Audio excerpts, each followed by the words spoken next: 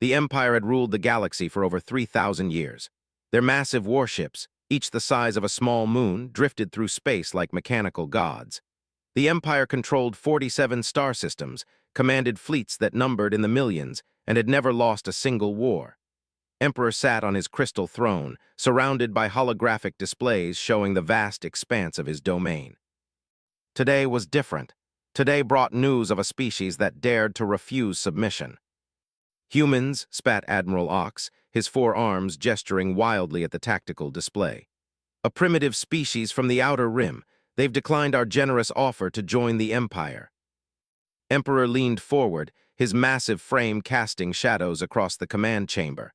How many worlds do they control? Just one, my lord, a small blue planet they call Earth. Population roughly 8 billion. Their technology is laughable. They still use chemical rockets and metal projectiles. The Emperor's laugh echoed through the chamber like grinding stone. One world, 8 billion primitives, and they dare refuse us. The holographic display shifted, showing Earth in all its blue and green beauty. Cities sparkled like scattered diamonds across the continents. Ships moved through the oceans like tiny insects. It looked helpless. Their military response was, "Unusual, my lord," Admiral Ox continued, his voice uncertain. "Unusual how?" "They sent a single representative, a human military leader calling himself general. He requested to speak directly with you." Emperor's eyes narrowed. No species had ever requested direct communication before. They either submitted immediately or were crushed without ceremony. "Show me this general." The hologram flickered, revealing a human male in a simple military uniform. He was smaller than any, standing barely 6 feet tall. His hair was graying, his face weathered, but his eyes held something that made even the Emperor pause. They were calm, calculating, and completely unafraid. "Emperor," General began, his voice steady and clear. "I come to you with a message from the people of Earth. Speak quickly, primitive. Your world has one cycle to submit to imperial rule, or we will demonstrate why resistance is futile." General nodded slowly, as if he had expected this response. "I understand your position, Emperor. Your empire is vast, your military impressive. We've studied your campaigns against the Federation, even the crystalline beings of Sector 7. Very efficient." The Emperor's advisors exchanged glances. This human was discussing their military campaigns with casual familiarity, as if he were reviewing historical documents rather than facing annihilation. "However," General continued, "I must inform you that humanity respectfully declines your offer of submission. We will defend our world." Laughter erupted throughout the command chamber. The idea of a single world standing against the Empire was beyond absurd. General waited for the laughter to die down. "I'm not here to threaten you, Emperor. I'm here to warn you." "Warn us?" Emperor's voice dropped to a dangerous whisper. "Yes, you see, we humans have a saying. You can choose your battles, but you can't choose your consequences. If you attack Earth, you will face consequences that your empire is not prepared for." Admiral Ox stepped forward, his weapons gleaming. "You dare threaten the Emperor? Your pathetic world has no allies, no fleet, no hope of survival." General turned his gaze to the Admiral. "You're absolutely correct. We have no allies, we have no fleet that could match yours, but we have something else." "And what might that be?" the Emperor asked, genuinely curious despite his anger. "We have humanity itself. Every human on Earth knows what's coming. Our children are being evacuated to underground facilities. Our factories are working around the clock. Our scientists are sharing every piece of knowledge they have. When you attack us, you won't be fighting a government or a military. You'll be fighting every single human being who refuses to kneel." The Emperor stood from his throne, towering over the hologram. "Noble words from a species about to become extinct. We have destroyed civilizations that span dozens of worlds. What makes you think 8 billion primitives on one planet can stand against us?" General was quiet for a long moment. When he spoke again, his voice carried a weight that silenced the entire chamber. "Because we're not trying to win a war, Emperor. We're trying to teach you a lesson. There's a difference between conquering a species that fears death and conquering one that has already accepted it. When your ships arrive at Earth, you'll discover what humans become when we have nothing left to lose." The hologram flickered as interference crackled through the transmission. "The signal is being jammed, my lord," reported a technician. By whom? Unknown. The interference is coming from Earth itself, but we can't identify the source. General's image stabilized for a moment. One more thing, Emperor. We've been monitoring your communications for the past 6 months. We know about your supply lines, your fleet rotations, your political structure. We know which worlds produce your food, which manufacture your weapons, which house your civilian populations. Emperor felt something he hadn't experienced in centuries, uncertainty. Impossible, our encryption is. Irrelevant, General interrupted. When you hit Earth first, remember this conversation. Remember that we warned you. Because after Earth falls, we're coming for you, all of you. Every world, every station, every ship that serves this empire will learn what it means to face humanity at war. The transmission cut out completely. Silence filled the command chamber. For the first time in Imperial history, a primitive species had delivered what sounded remarkably like a threat. Analysis, Emperor commanded. Impossible, my lord, Admiral Ox said quickly. They couldn't have broken our encryption. Their technology is centuries behind ours. Then explain the jamming. A fluke, random interference from their primitive broadcasts. But deep in the Emperor's mind, doubt began to grow. The humans' confidence hadn't been the bravado of a desperate leader. It had been the calm certainty of someone who knew something others didn't. Prepare the first assault fleet, the Emperor ordered. We'll show this general what happens to species that forget their place. How large a fleet, my lord? Standard planetary subjugation. 300 ships should be more than sufficient for one primitive world. As his advisors began issuing orders, Emperor stared at the spot where General's hologram had been. Something about the human's final words bothered him. Not the threat itself, but the way he had delivered it. Like a man stating a simple fact rather than making an empty boast. 3 days later, the first assault fleet departed for Earth. As their ships engaged their faster-than-light drives, none of them noticed the tiny probe that detached itself from their flagship's hull. The probe was so small and primitive that their sensors dismissed it as space debris. It immediately began transmitting. On Earth, General stood in the command center buried 3 miles beneath the Colorado Mountains. Around him, screens displayed information flowing in from across the galaxy. Fleet movements, supply convoy schedules, communication intercepts, even personal messages between Imperial commanders and their families. Sir, called out a technician, the probe confirms their departure, 300 ships just as the intercepts predicted. General nodded. Begin Phase 1, signal all cells across space. It's time to let them know what 8 billion humans can accomplish when they work together. The technician's fingers flew across her console. Across the galaxy, on 47 different worlds, humans who had been living as traders, diplomats, tourists, and refugees for the past decade began receiving coded signals. The Empire was about to learn that humanity's greatest weapon wasn't technology or numbers. It was the fact that when humans decided to do something, they committed completely. Every human on Earth had known for months that they might die. They had accepted it, planned for it, and prepared for what would come after. Because General had been telling the truth, the war wouldn't end when Earth fell, it would begin. In the depths of space, the fleet continued toward Earth, unaware that they were flying toward the most important lesson the galaxy had ever been taught. The lesson that some species cannot be conquered, only awakened. And humanity was fully awake now. The first ships would reach Earth in 72 hours. The real war would begin 73 hours later, when the Empire realized that destroying Earth hadn't ended the threat. It had merely freed humanity from the need to protect anything except revenge. Admiral Ox stood on the bridge of his flagship, watching the stars stream past. He was thinking about promotion, about the commendations he would receive for crushing yet another primitive world. He had no idea that in the cargo bay below, a human engineer named Sarah was making final adjustments to the device that would cripple his entire fleet. Sarah had been working on ships for 5 years, learning their systems, earning their trust, waiting for this moment. Like every other human in the galaxy, she had received her orders. The mission was simple: make them regret touching Earth. She activated the device and smiled. The Empire's 3,000-year reign was about to end, and they didn't even know it yet. Admiral Ox felt the vibrations before he heard the alarms. His flagship, the Eternal Dominion, shuddered like a living thing in pain. Warning lights bathed the bridge in angry red while his crew scrambled to understand what was happening. "Report," he barked, his forearms gripping the command rails. "Multiple system failures across the fleet, sir," his communications officer called out. "Engineering reports critical malfunctions in 70% of our ships."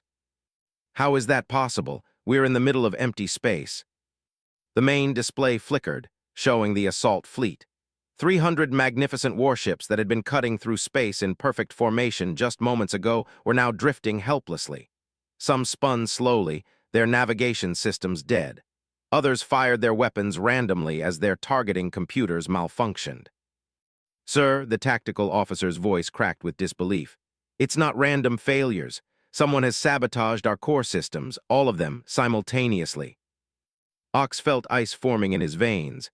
"That's impossible. No one has access to our ships except our own crews." A new voice cut through the chaos, clear, calm, and utterly human. "Admiral Ox." General's image appeared on the main screen, somehow overriding their communication system. "I told your Emperor that we'd been preparing. Did you really think we would wait for you to attack Earth before we started fighting back?" "How?" Ox whispered. "Human patience, Admiral. We've been infiltrating your empire for 15 years. Every ship, every station, every critical facility has humans working inside it. Engineers, maintenance crews, cargo handlers, even some of your trusted advisors' personal assistants. When your emperor declared war on humanity, he declared war on people who were already inside his house." The display shifted, showing feeds from across space. On the mining world of massive extraction facilities were shutting down as their human workers disappeared into the underground tunnel systems they had spent years mapping. On the manufacturing hub of Prime, weapons factories were exploding in carefully orchestrated chain reactions. Supply convoys throughout the Empire were finding their human pilots steering directly into asteroid fields or simply vanishing into hyperspace with their cargo. "Impossible," Ox breathed. "We would have detected such a widespread conspiracy." General's smile was grim.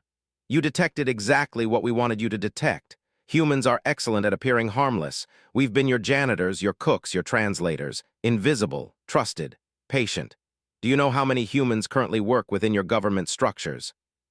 The Admiral didn't answer. 43,000. They've been copying files, recording conversations, mapping security protocols. Your Empire's entire database is currently being broadcast to every human in the galaxy. Across the fleet, ships were receiving similar communications. Human faces appeared on screens throughout the Armada, delivering personal messages to commanders. They knew their names, their family histories, their fears. Some humans spoke perfect, having lived among them for years. On the destroyer Final Justice, Captain stared in horror at his communication screen. The human face looking back at him was familiar. David Torres, his ship's head engineer for the past 3 years. A quiet, efficient man who had saved life during a reactor malfunction last year. "Hello, Captain," David said. "I want you to know that I respect you personally. You've always treated your human crew members fairly. But your ship is currently accelerating toward a collision with your own flagship. I've locked you out of navigation control." "David, what are you doing?" "My job, sir. I was assigned to this ship to wait for this day.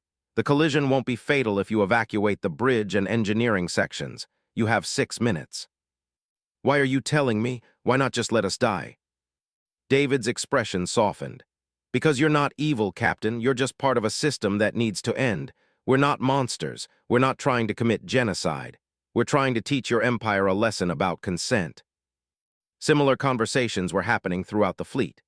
Humans revealing themselves, explaining their actions, giving their former colleagues chances to survive if they could reach escape pods in time. But the sabotage was complete. Years of careful preparation had turned the fleet into floating scrap metal. Admiral Ox watched his tactical display as ship after ship went dark. "How many humans do we have aboard our vessels?" "Checking, sir." The officer's hands trembled as he accessed personnel records. "Admiral, according to these files, 18% of our fleet personnel are human." 18%? Ox felt the deck plating beneath his feet vibrate as his own ship's engines began to fail. "How did we not know?" "Because you never thought to look," General answered.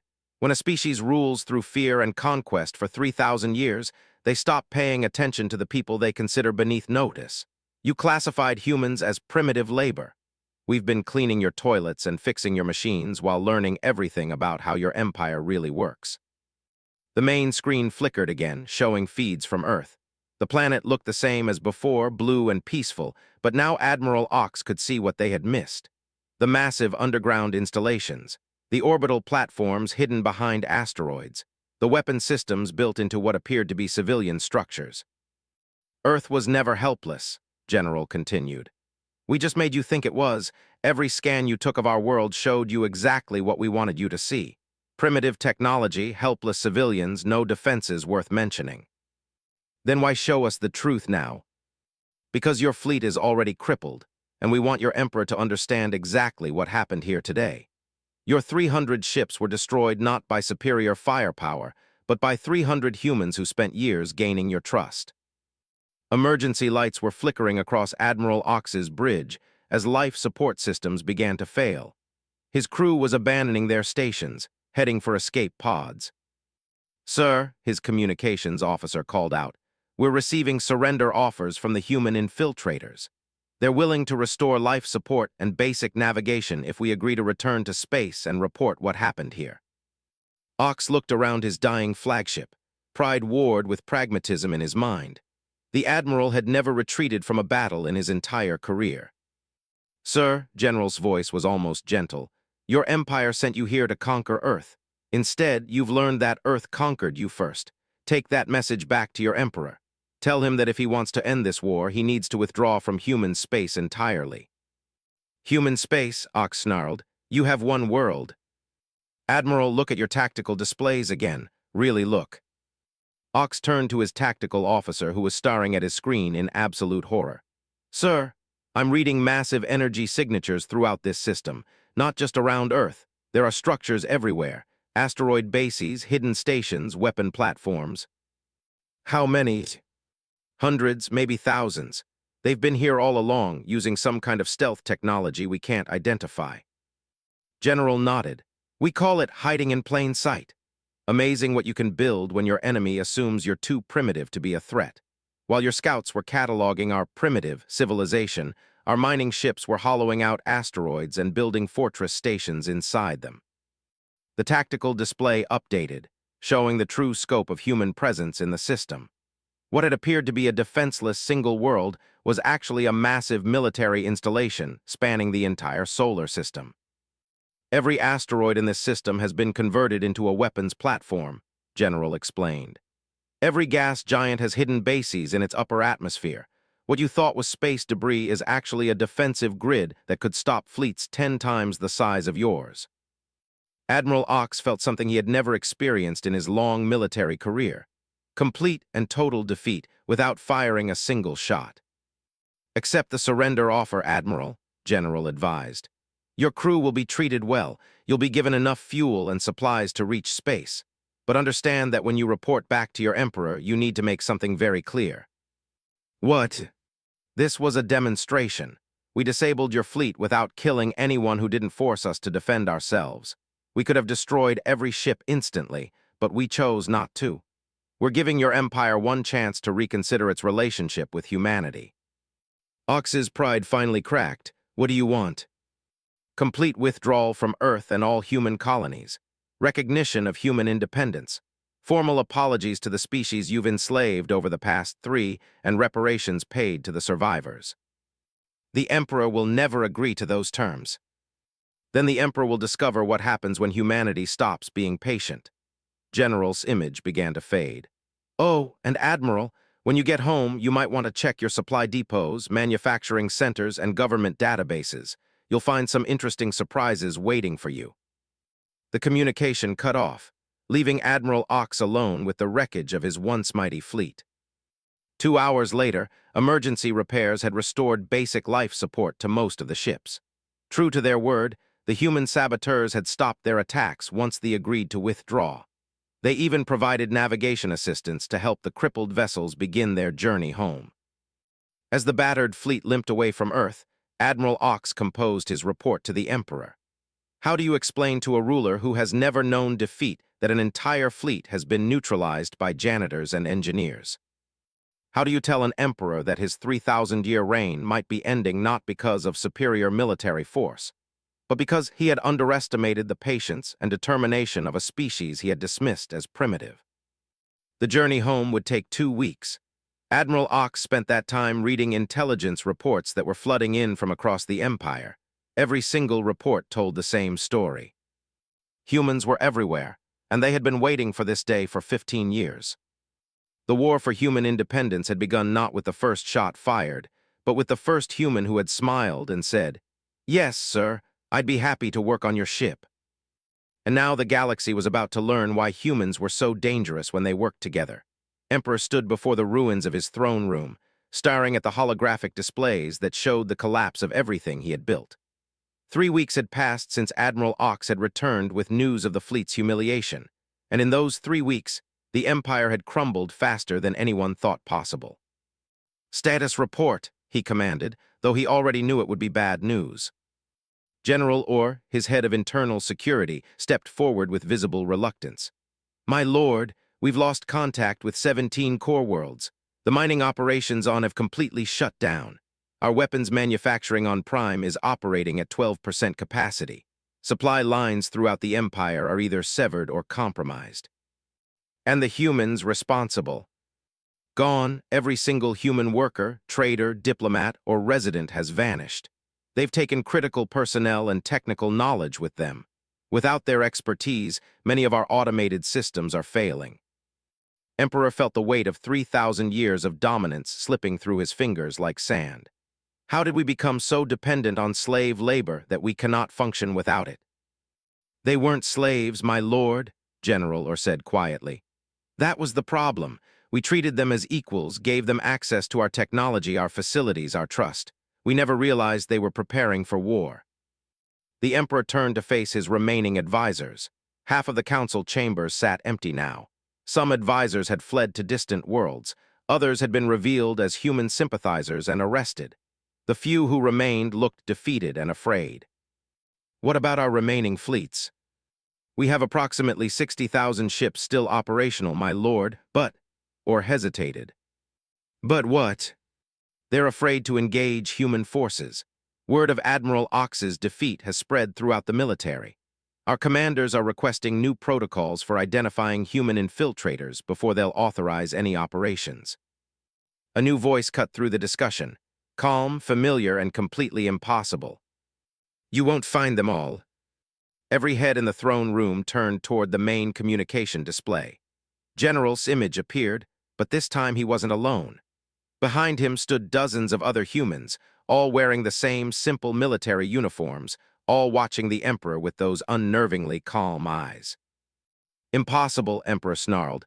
"This chamber is sealed, our communications are encrypted." "Your encryption was broken 15 years ago," General replied. "Your chamber is only sealed if you trust the people who built it. As for impossible," he gestured to the people behind him.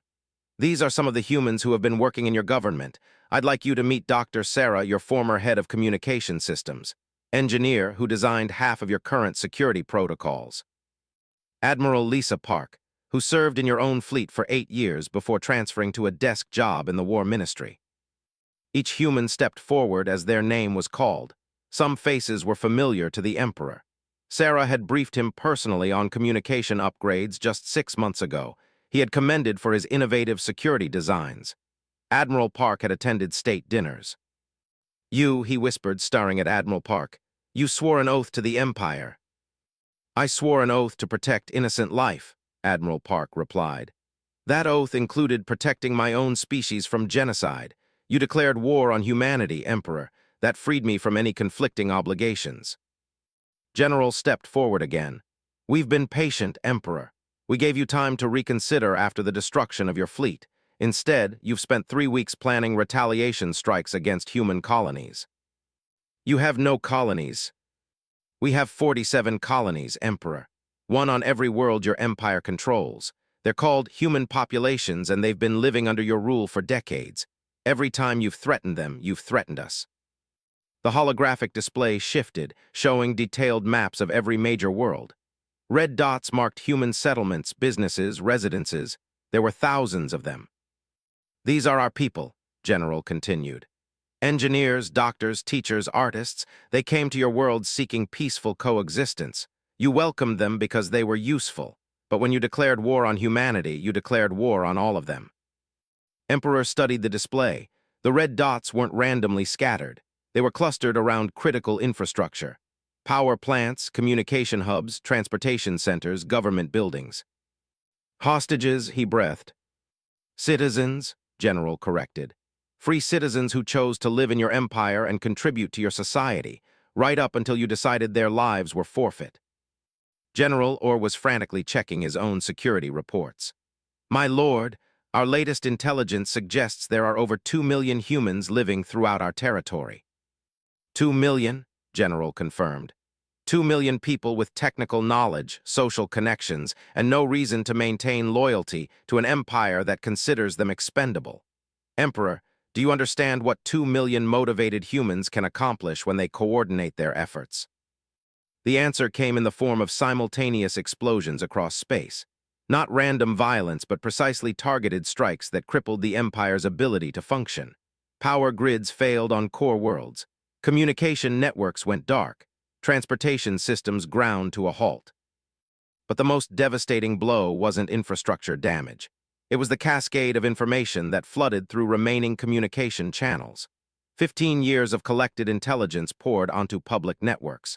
Government corruption, military atrocities, the true cost of imperial expansion. Every dirty secret the Empire had hidden was suddenly available for all to see. Citizens of the Empire, General's image now appeared on every working communication device in imperial space.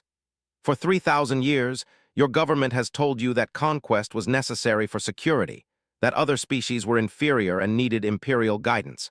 That resistance to your expansion was terrorism. The broadcast continued, but it wasn't just General speaking now. Hundreds of other humans appeared on screens across the Empire, each one addressing specific worlds, specific populations in their own languages. We're not here to destroy your civilization, continued Doctor, speaking fluent. We're here to offer you an alternative. Your empire has been built on the labor and resources of conquered species. What if those species were partners instead? What if the strength of your civilization came from cooperation rather than domination? Emperor watched his empire's population receiving this message. On some worlds, there were riots as citizens learned the truth about imperial policies. On others, there were celebrations as subjugated species saw hope for the first time in generations. Turn it off, he roared. We can't, my lord, General Orr replied. The humans have every communication system in the Empire. We can't block their signal. The broadcast was showing detailed documentation now. Records of species that had been wiped out for resisting imperial expansion. Economic data proving that the Empire's wealth came from essentially unpaid labor. Military reports describing the use of terror tactics against civilian populations. But most damaging of all were the personal testimonies. Humans who had worked alongside for years, describing their colleagues as friends, even family. People who had no desire for revenge, only for the violence to stop. Emperor General's voice cut through the chaos. We're broadcasting this information because we want your people to make an informed choice. We're not asking them to surrender to us. We're asking them to choose freedom. Freedom, the Emperor spat. You've destroyed our infrastructure, our economy, our government. We've removed the chains that were holding everyone down. Your infrastructure was built to serve conquest, not to benefit your people. Your economy was based on forced labor. Your government ruled through fear. We haven't destroyed civilization, Emperor. We've created the opportunity to build something better. The holographic display showed real-time feeds from across the Empire. On dozens of worlds, citizens were meeting with human leaders, not as conquerors and conquered, but as neighbors trying to solve mutual problems. On Prime, human engineers were working with technicians to rebuild the damaged manufacturing facilities as cooperative ventures instead of slave operations. On, human miners and supervisors were establishing new safety protocols and profit-sharing agreements. This is impossible, Emperor whispered. You can't simply reorganize an entire galactic empire. We're not reorganizing your empire, Emperor, General replied. We're dissolving it. In its place, we're helping to create something your people have never experienced before, a voluntary association of free worlds. The Empire will fight back. We have fleets, armies, weapons you can't imagine. You have fleets that are afraid to leave port because they can't trust their own crews. You have armies that are more concerned with protecting their families from civil unrest than fighting humans. And your weapons are useless against an enemy that's already inside your house, sitting at your dinner table, working in your government. General or approach the Emperor with a data pad. My lord, I'm receiving reports from fleet commanders throughout the Empire. They're requesting permission to negotiate local ceasefires with human populations. Sir, 17 worlds have already declared independence from imperial rule. Their governors are requesting human assistance in establishing new governments. Emperor felt the last of his power slipping away. Traitors, all of them. Not traitors, Emperor, people who are tired of living in fear. Your empire maintained control through terror for 3,000 years. The moment your people saw an alternative, they took it. General's image stepped closer to the camera. I'm going to make you an offer, Emperor, one last chance to end this without more bloodshed. I'm listening. Abdicate, formally dissolve the imperial government and transfer authority to local world governments. Support the transition to voluntary cooperation between worlds. Do this, and you can live out your days peacefully on any world that will accept you. And if I refuse, then we'll continue doing what we've been doing. Every day, more worlds will declare independence. Every day, more of your people will choose freedom over empire.